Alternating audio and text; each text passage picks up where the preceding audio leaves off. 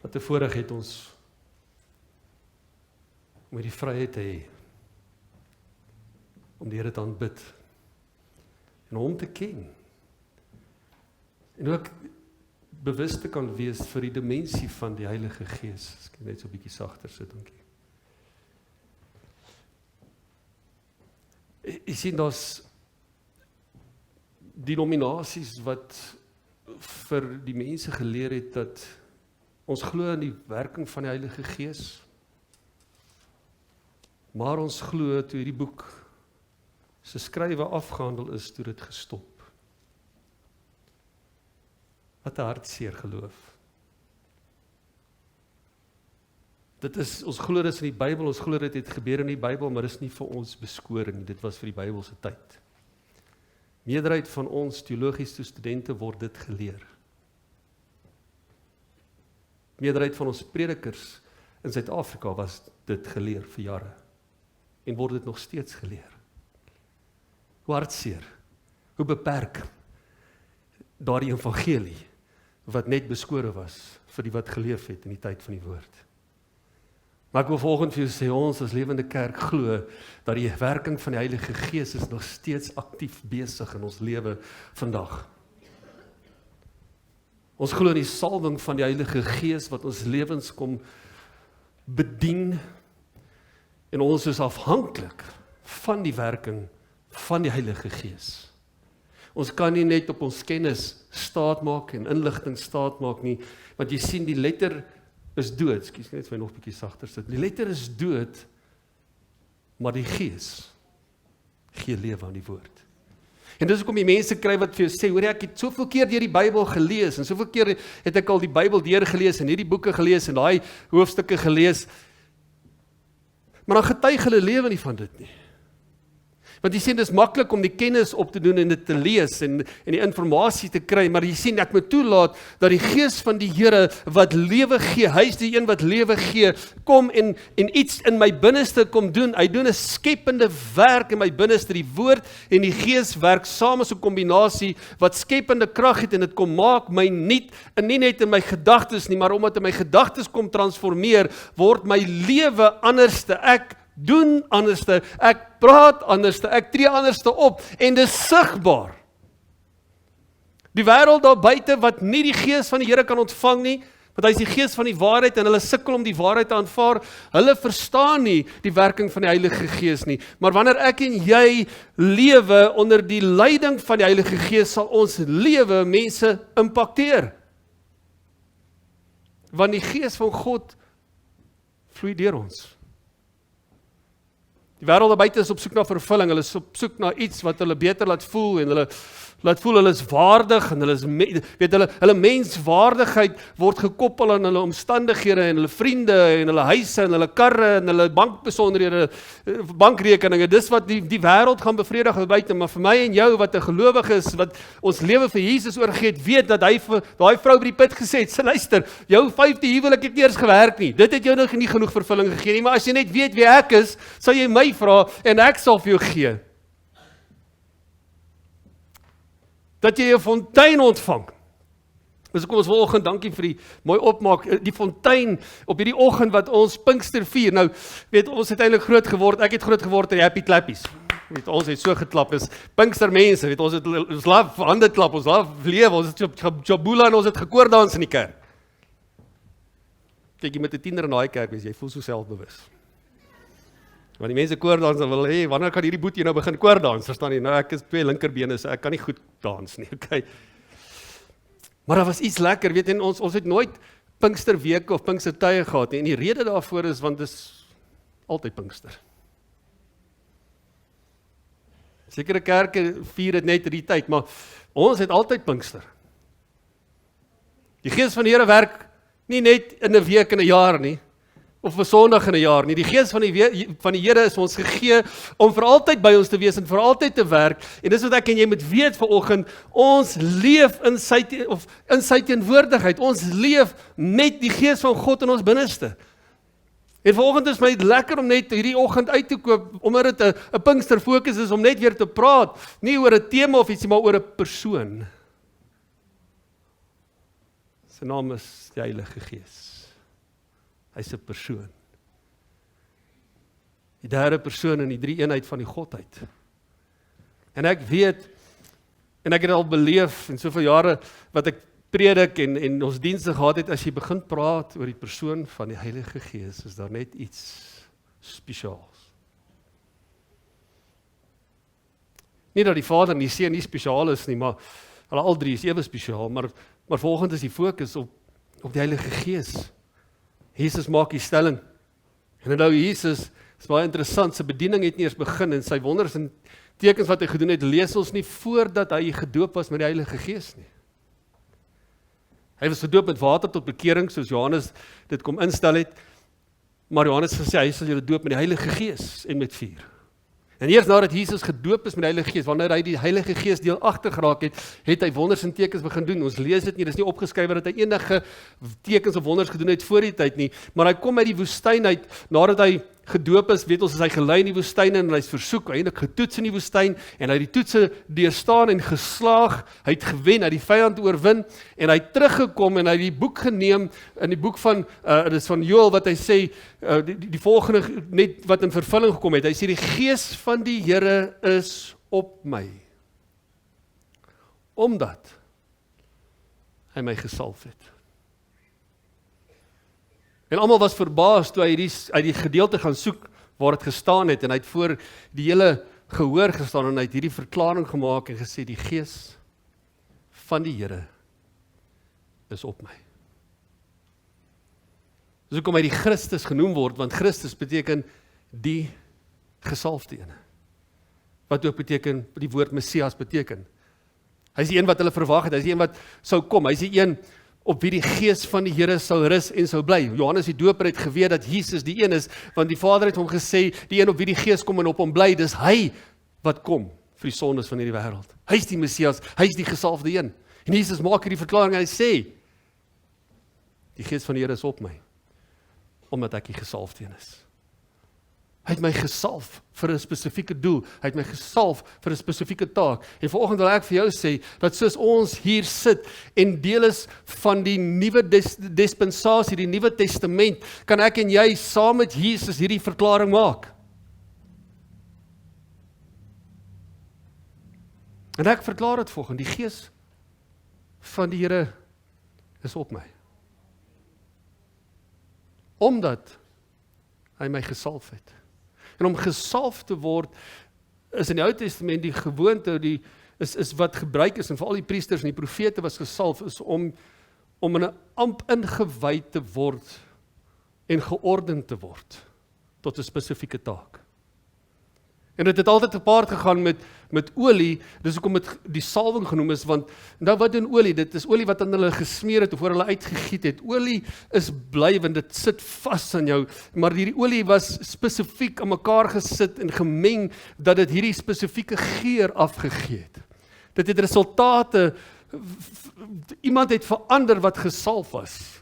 Hulle het anders te geryk, hulle voorkoms was sommer net blink. Die woord sê, as jy vas salf jou aangesig, dat mense nie kan sien jy vas nie. Met ander woorde, dit bring iets helders, dit bring iets vars in jou lewe, en net so is Jesus gesalf, en hy kom en vir my en jou vanoggend sê, dat jy wat hier sit, moet hierdie verklaring kan maak oor jou lewe, die Gees van die Here is op my. Ja, maar pastoor, hoe kan ek nou sê ek is gesalf? Gaan jy vir jou wys, dat jy is ook gesalf. In Joël 2 vers 28 sê, daarna is hierdie belofte, daarna sal ek my Gees uitgiet op alle vlees. Is jy vlees volgend? Wat so bietjie? Jy is nie 'n gees wat hier vol ronddryf nie, rond sweef nie. Ons glo nie in spooke nie. Okay. Jy is vlees, en die belofte is hier, hy gaan sy Gees uitstort op wie? Op wie almal? Almal wat vlees is, dis die belofte van God. En ek wil vir sê, hierdie belofte het nog nie ten volle in vervulling gekom nie. God is nog steeds vandag besig om sy Gees uit te stort oor vlees.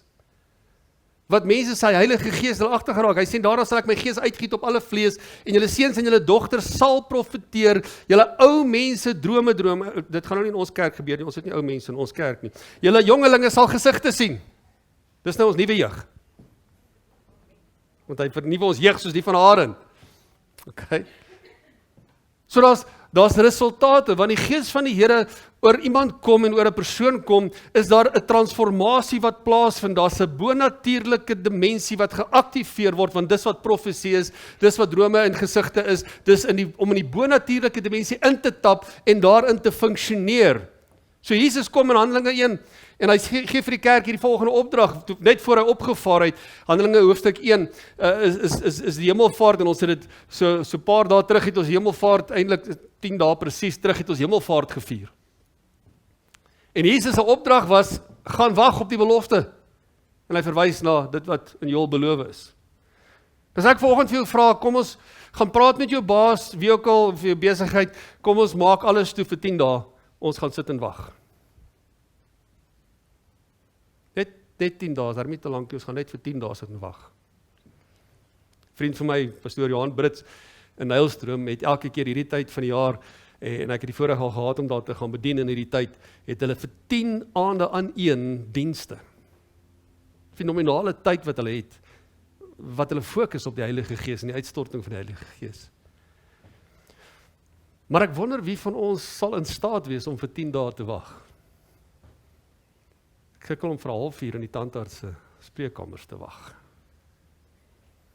Ek het dit hang ook seker al waarvoor jy wag, hoe lank dit vat, né? En ek wonder soms, is dit nie dalk waar ons tekort kom? Om die Heilige Gees meer te ervaar en te beleef, is dit nie waar ons lankmoedigheid bietjie tekort kom?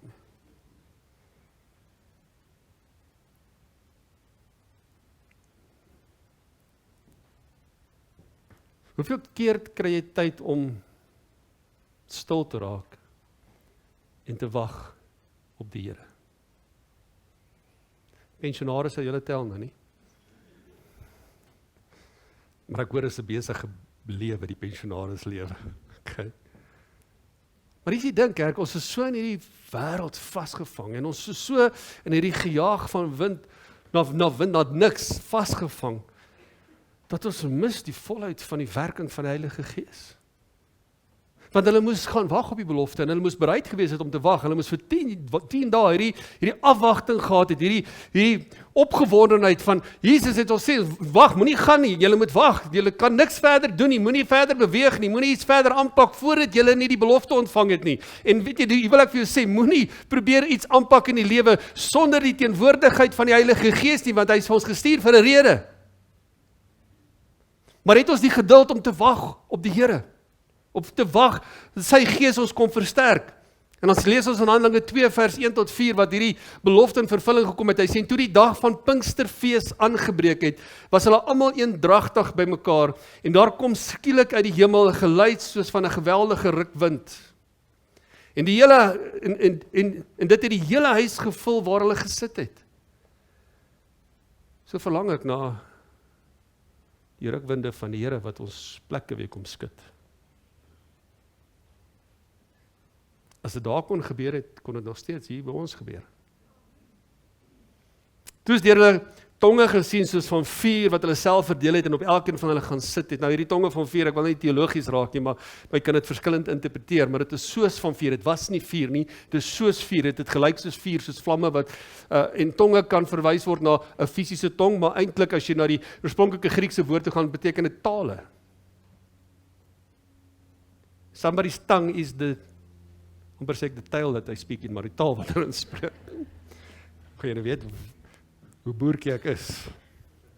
Soos tonge van vuur, dit kan wees. Nou ons was nie daar nie, maar dit is soos tale wat op hulle kom sit het. En wat is een van die gawes van die Heilige Gees? Dis tale.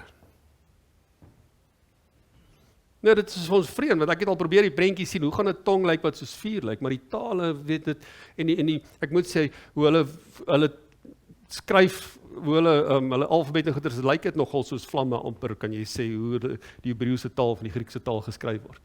Hulle het nie die alfabet soos ons hom het nie. Hy sê, daar kom skielik in die hemel 'n geluid soos van 'n rukwind. Dan vers 4, en hulle is almal vervul met die Heilige Gees en het begin spreek in ander tale, soos die Gees aan hulle gegee het om uit te spreek. Ek weet nie wie van julle het al probeer en gepoog om 'n ander taal te leer en aan te leer, om te leer praat nie. Dit vat nogal tyd. Dit vat konsentrasie, dit vat baie inspanning en weke of maande as dit nie is nie om 'n taal te leer nie. Binne oomblikke toe skielik begin hulle in ander tale spreek. Hoekom? Want dis nie hulle uiting nie, dis die uiting van die Heilige Gees. Dis die bonatuurlike funksionering van die Heilige Gees in hulle lewe. Wat hulle ervaar het en beleef het, wat bonatuurlik was, wat hulle mense om hulle laat verbaas staan het en gesê het, maar hoe is dit moontlik? Hierdie mense is dronk. Want dan as iemand vir gesê, jy lyk bietjie dronk, maar dan was jy nie onder die bottel nie, of onder die prop nie, jy was onder die Heilige Gees. Want dis wat hy kom doen. Nou, iemand wat onder die prop is iemand wat altyd vreugdevol lyk. Ek weet, jy kry nou seker blykbaar, ek weet nie hoe voel dit nie, maar ek weet, jy kry dronkverdriet ook, maar ons praat nou nie van daai ene nie. Ons wat hartseer raak en sanig raak en is interessant hoe ons hierdie goeters toelaat om ons te kom intoxicate. Ek wil eerder geïntoxicate wees deur die Heilige Gees. Moenie verdronk word van wyn nie daarin is, losbandigheid, jy word afgeskeer van God. Daai woord losbandigheid is in 'n state of unsavedness. Daardie drankies, wat jy, ek geniet dit net, is net, pas op, dat dit kom steel die werking van die Heilige Gees. Dit kom steel jou menswees, dit kom steel jou persoonlikheid. Maar wanneer die Gees van God oor jou kom, dan verander jy in 'n mens wat 'n dinamika is, wat 'n impak maak, wat 'n verandering maak, wat nooit weer dieselfde kan bly nie. Jy sien, die woord Pinkster is die woord 50 en is interessant, hierdie fees was die fees van die oes, baie spesifiek, het hulle dit in die lenteoes genoem, die fees van die lenteoes. Nou, ons is nou in winter, maar in die suidelike of noordelike halfrond is dit nou hulle lentetyd. Hulle is amper in somer, so dit is lentetyd. Dis in hierdie tyd wat hulle die fees van die oes gevier het. En dit is my interessant, hoekom die Heilige Gees se uitstorting en hoekom het God gekies om hierdie fees te gebruik waar hy sy Gees uitstort.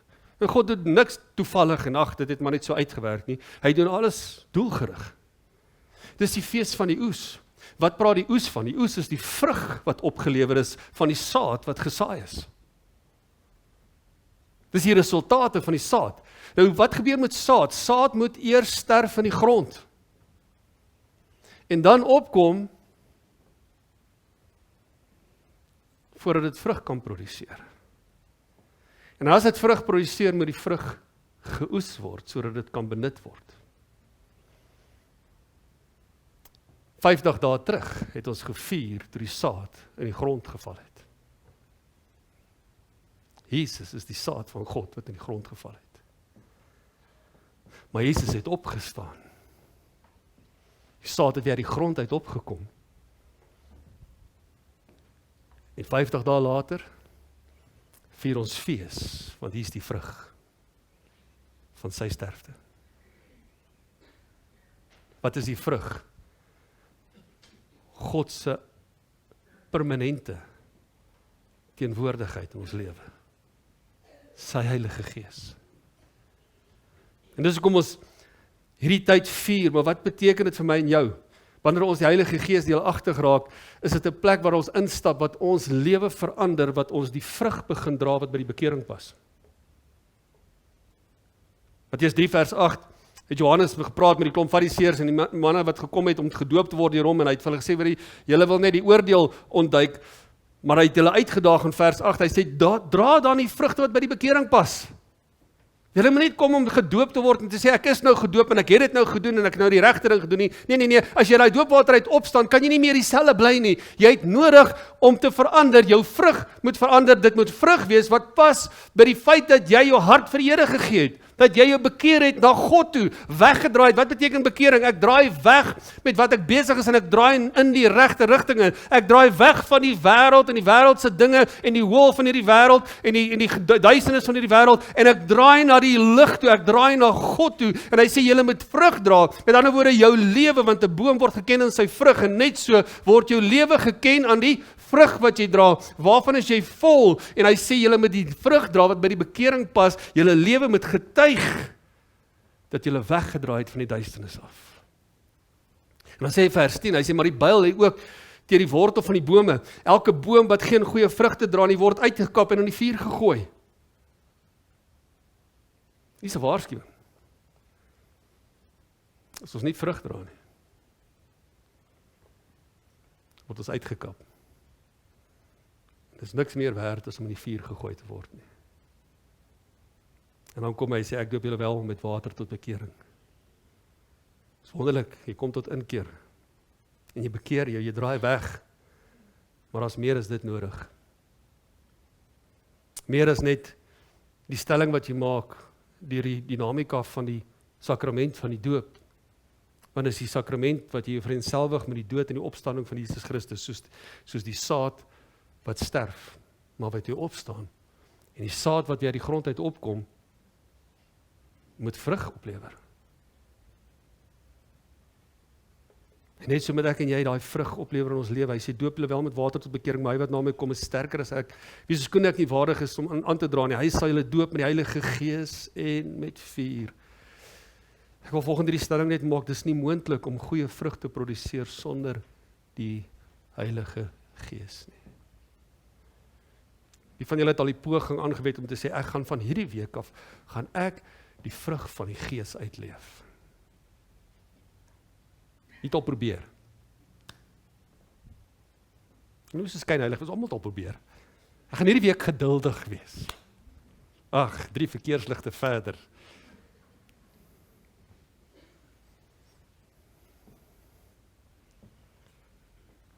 Gaan hierdie week gaan ek lankmoedig wees, dan kom skeier jou skoonma.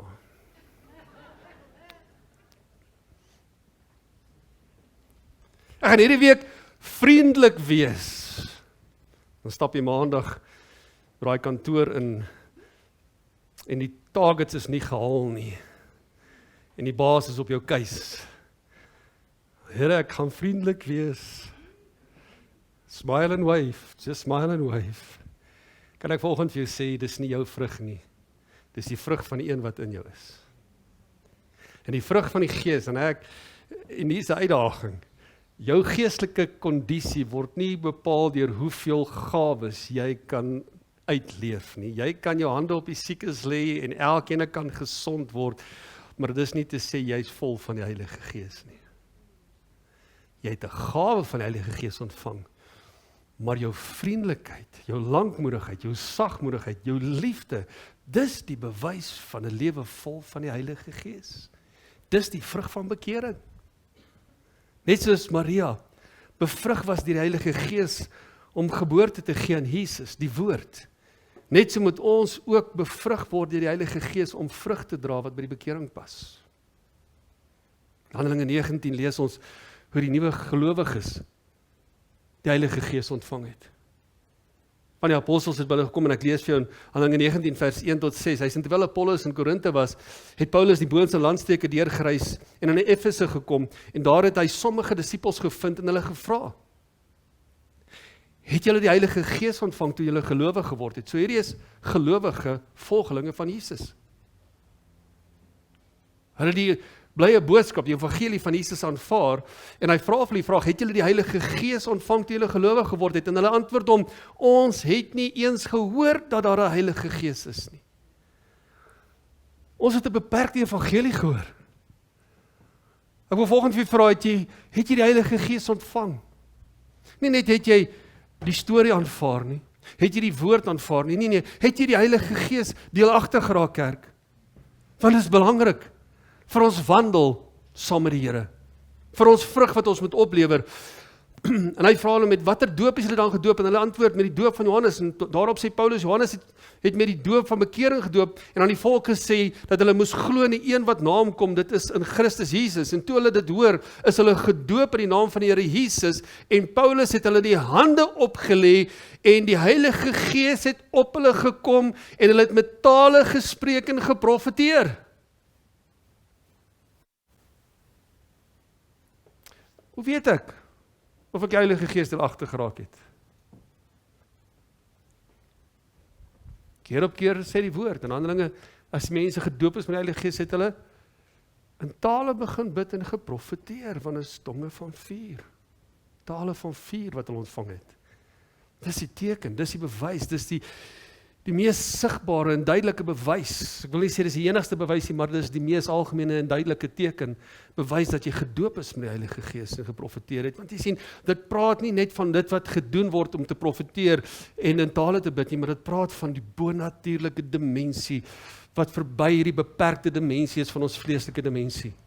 'n Baie verder, hoër, groter, dieper dimensie, wat ons instap. En hy sê vir hulle, dis nodig, Paulus sê vir hulle, julle kan nie net glo nie. Daar's werk om te doen, daar's 'n taak om te verrig, daar's vrug om te dra, jy het die Heilige Gees nodig. Wat beteken die Heilige Gees vir my en jou? Johannes 16 vers 7 maak Jesus hierdie stelling, hy sê, maar ek sê vir julle die waarheid, dit is vir julle voordelig dat ek weggaan. Want as ek nie weggaan nie, sal die trooster nie na julle kom nie. Maar as ek weggaan, sal ek hom na julle stuur. Dis vir ons voordelig, beter, 'n ander dimensie. Hoekom? Want Jesus was in die vlees.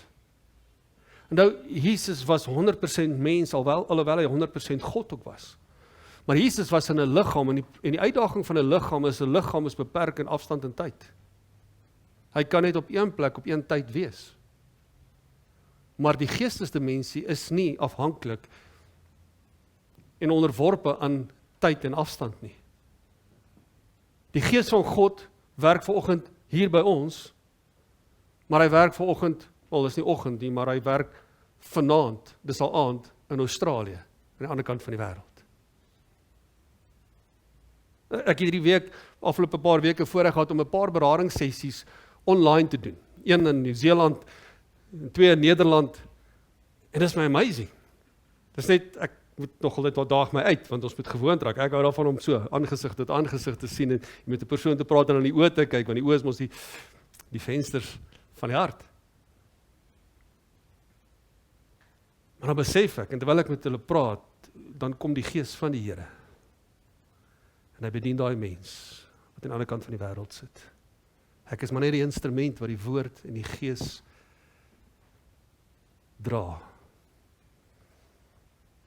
En wat gebeur? Aan die ander kant van hierdie wêreld bedien die Heilige Gees mense wat hy is nie beperk. En dis hoekom Jesus sê, dis vir julle voordeliger, hy is oral oor, hy is onbeperk. Hy is nie in 'n dimensie wat ek en jy is nie, hy is in 'n bonatuurlike dimensie. Net so 'n paar punte wat ek vanoggend vir jou wil deurgee, waarmee ek gaan afsluit. Wat beteken die Heilige Gees vir ons? Hy is God met ons. 1 Korintiërs 6:19, of weet julle nie dat julle liggaam 'n tempel van die Heilige Gees wat in julle is, wat julle van God het en dat julle nie aan julleself behoort nie. So jy is 'n draer van God se teenwoordigheid. Hy's God met ons. God nie net met ons, hy's God in ons. Ek en jy leef. Hierdie liggaam, jy's 'n rentmeester van hierdie liggaam. Dis hoekom jy na hom moet omsien. Jou gesondheid, jy moet kyk na hom, wat jy in hierdie liggaam sit en wat jy op hierdie liggaam merk, dit moet jy weet, dis nie joune nie. Daar's 'n eienaar en dis die Heilige Gees. Moet hom nie besoedel nie. Moet hom nie misbruik nie, want dis waar God woon. Hy woon nie meer in 'n tempel wat met hande gemaak is, deur mense gebou is. Hy woon in 'n tempel wat hy self aan mekaar geweef is, dis jou liggaam. Hy openbaar die verborgde dinge van God aan ons. Daar's soveel verborgenhede wat vir die mens toegesluit was vir eeue, maar in die Nuwe Testament is dit oopgebreek en dis wat die Heilige Gees kom doen. Hy kom maak dit vir ons lewend, hy kom maak dit vir ons waar, hy kom maak dit vir ons, ek wil Engels woord, hy maak dit reël. Dis nie net iets wat geskryf staan nie, dis iets wat deel van ons lewe raak. 1 Korintiërs 2 vers 3 sê hy die volgende, hy sê, watter mens kan die verborgde dinge van 'n mens, behalwe die gees van 'n mens wat in hom is, wat 'n mens ken die verborgde dinge van 'n mens, behalwe die gees van die mens wat in hom is. So ook ken niemand die verborgde dinge van God nie, behalwe die gees van God. Die gees wat ons ontvang het, is nie die gees van die wêreld nie, maar die gees wat van God kom. So weet ons wat God ons uit genade geskenk het. So deur die gees, dit wat verborge is, weet ons, word vir ons oopgebreek, want hy is die gees van openbaring ook. Hy kom maak die woord en hy kom breek dit vir ons oop, hy kom gee dit lewe. Hy is die een wat ons oortuig. Weet jy hoeveel tyd mors ons somtyds? En weet jy hoeveel skade doen ons, dat ons dink ons doen goed om ander mense te oortuig? En hier is die probleem, as jy probeer oortuig en jy dra nie die vrug nie, maak jy meer skade. As jy iemand wil wys hoe sondig hulle is en vertel hoe verkeerd hulle is en hoe sleg hulle is, en jou lewe getuig nie van vriendelikheid en liefde en genade en lankmoedigheid nie, maak jy skade. Is dit jou werk om te oortuig? Hier is die ding, die vrug op jou lewe oortuig. Nie jou oordeel nie. Ek los dit vir vanaand se klas. Okay, almal weet wat die klas doen. Dis een van die besprekinge vanaand. Maar dis nie 'n oordeel wat mense red nie. Dis die gees van God wat oortuig, en die gees van God werk deur jou. En hy oortuig nie met jou woorde nie, hy oortuig met jou gesindheid, jou vrug.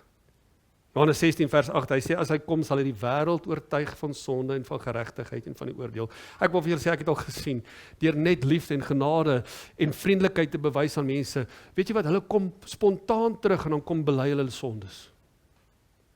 Ek het dit al hoeveel keer beleef, sonder dat ek vir iemand moet sê, hoor jy is hier verkeerd, of jy is daar verkeerd, of jy doen so verkeerd, kan ek net jou sê, as jy vir iemand sê hulle is verkeerd, dan gaan hulle op hulle agterpoot en hulle probeer hulle self beskerm, en jy dryf hulle net weg. Hou op om vir mense te vertel hoe verkeerd hulle is. Jesus het nooit niemand gered deur hulle te oordeel nie. Hy het hulle gered deur genade en liefde. Dis wat ek en jy moet bewys. En die Heilige Gees sal deur jou met jou gesindheid en jou aanvaarding selfs, en ons kan so vinnig, ons wat die pad van geregtigheid en heiligmaking stap, kan so vinnig toelaat dat ander mense se ongeregtigheid ons afsit en ons kwaad maak en ons een kant toe wegskuif van hulle af. Nee, waar het Jesus gesit? Waar het hulle hom gevind? Tussen die tollenaars en die dronkaards. Hy was daar tussen hulle. Hoekom? Want hy sê ek het gekom vir die wat siek is. Ek gekom vir die gesondes nie. Hy het nie gaan doen wat hulle doen nie, maar hy het gaan uitreik. En hulle het na hulle toe genader met genade en liefde en toegelaat dat die Gees wat in hom is hulle oortuig van sonde en geregtigheid en oordeel. Dis wat die Heilige Gees kom doen. As jy wonder of iets verkeerd is, gewoonlik is dit dan verkeerd, want die Heilige Gees raai wonder in jou kom sit. Hoeveel keer was ek al in 'n gesprek of in 'n situasie of in 'n dan beleef ek net hier's 'n onstuimigheid hier in my binneste. Dan weet ek is nou nie waar ek moet wees nie. Ek is nou in die verkeerde gesprek, of ek is nou in die verkeerde atmosfeer, of 'n verkeerde plek. Ek hoort nie hier nie, want die Gees van God is onstuimig. Hy oortuig my. Een van sy gawes is die gawe van onderskeiding. Dis wat daai oortuiging is. Jy onderskei iets is nie reg nie. Hy kom oortuig jou. Luister, hier is iets nie reg nie. Hierdie transaksie of dis nie reg nie. So ons moet toelaat dat die Heilige Gees in ons werk. Hy is ons bron van krag. Jy kan op hom staat maak. Wie van julle het al moeg gevoel en uitgeput gevoel? Ons het 'n paar uitdagende weke gehad en soveel goed. En is lekker en is vervullend, maar soms moet jy net vir jouself eerlik kan sê, hoorie, dit was bietjie rof. En ek sê vir Donay gister, ek sê, nou net dat ek my dagboek, net 'n dagboek. Sy sê, wat moet ons insit? Ek sê, net 'n visvangdag hierdie week.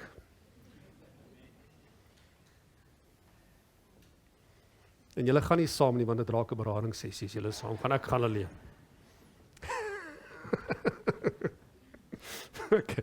Ek was nou die dag by 'n funksie uitgenooi, 'n tipmes aan, baie lekker, wonderlike aand, en great manne ontmoet. Maar dit is net ongelukkig hoe dit is, dit raak toe naderhand 'n beradingssessie, want jy het net 'n concern en jy begin meer uitvra en jy kom agter en naderhand, okay, nou moet ek empatie en ek waardeer dit en ek dit is my lekker, ek kry vervulling, maar soms moet ons net bietjie by plek kom wat jy net sê, Here, ek moet net my krag gaan vernuwe.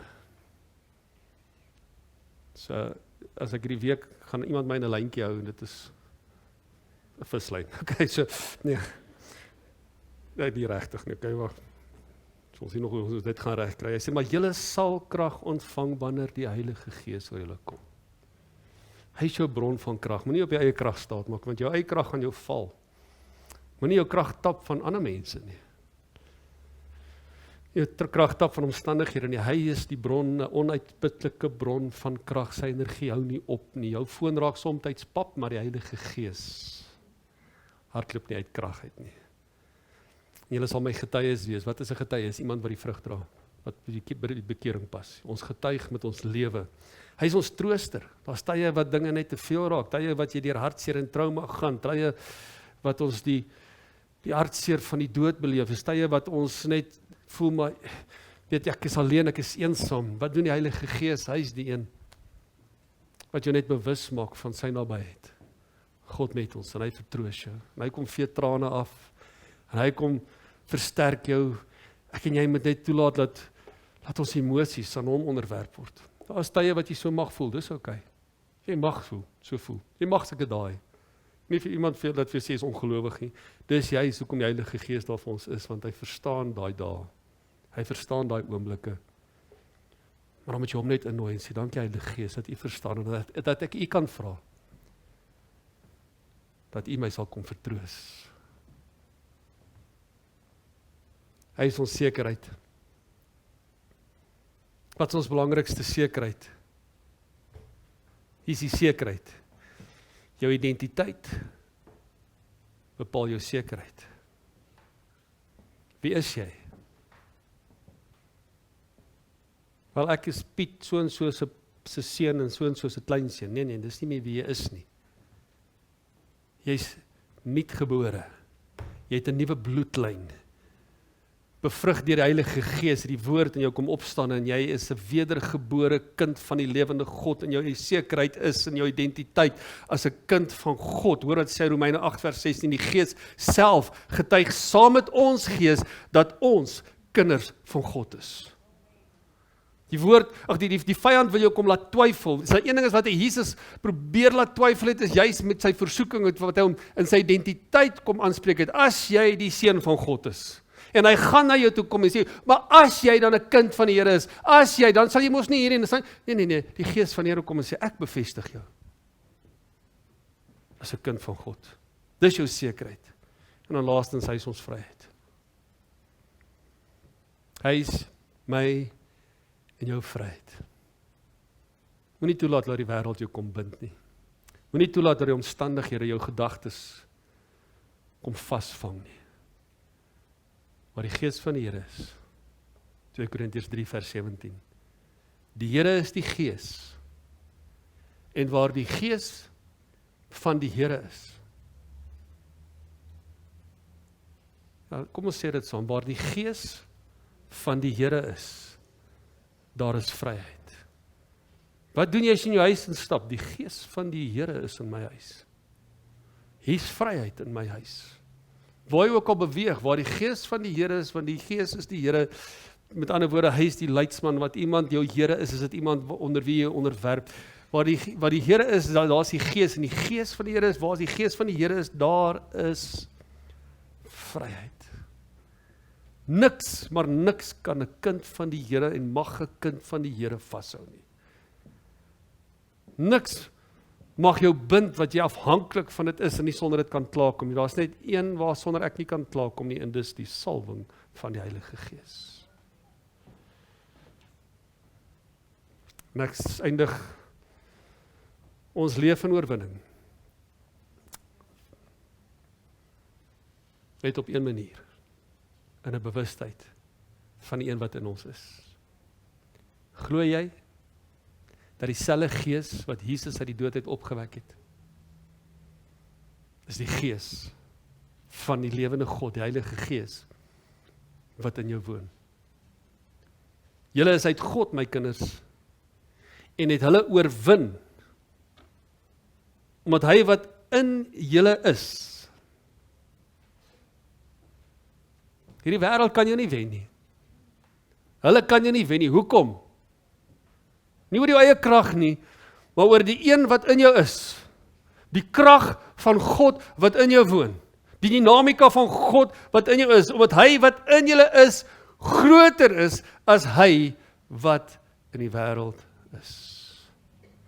Vanoggend maak Jesus die stelling en ek gaan terug. Die Gees van die Here is op my. Kan jy dit vanoggend verklaar? Wil jy daardie verklaring in jou lewe kom bevestig vanoggend? Die Gees van die Here is op en die orkes kan vorentoe kom, omdat hy my gesalf het. En jy sal my staan vir 'n oomblik nie. Op hierdie Pinksteroggend weet ek, wil God jou kom toerus opnuut met vars olie. En jou laat hier uitstap in 'n bewustheid van die teenwoordigheid van sy Gees op jou lewe. En ek wil vanoggend, as jy net sê, Here, maar ek het net nodig om hierdie stap van geloof te neem. Om te verklaar dat ek is gesalf deur die Here. Daarom is die Gees van die Here op my.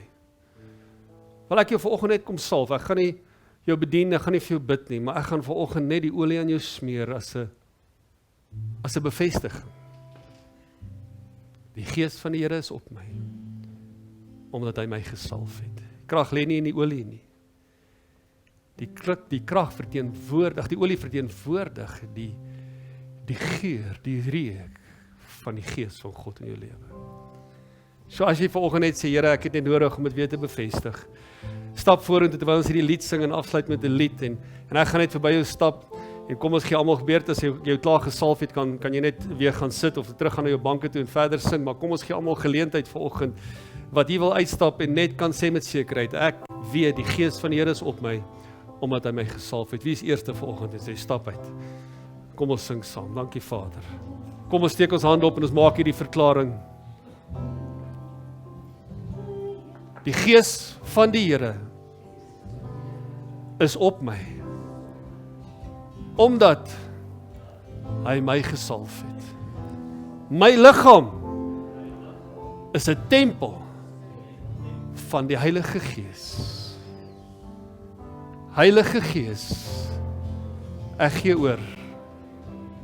Kom vat my swakke hand en die sterke hand en kom lei my in die volheid vir wat die Vader vir my het, in Jesus naam. Amen en amen. Kom ons gee die Vader en die Seun 'n lofoffer en die Gees eer vanoggend in hierdie plek, in Jesus naam. Gaan leef daar buite en dra die vrug wat by die bekering pas. Kom ek seën jou net. Vader, ek seën elkeen, Here, met u vrede. Ek seën hulle met die gemeenskap, met die Heilige Gees, Here, 'n diepe, intense, bewuste verhouding met u Gees. En Here, dankie dat u hulle bewaar deur die hand van bewaring wat oor hulle is. Die engele gaan voor hulle uit om hulle te bewaar op al hulle weë en ek eer u daarvoor, Vader, in Jesus Christus se naam. Amen en amen. Geseënde Sondag vir julle. Daar's heerlike koffie en tee, kuier lekker saam.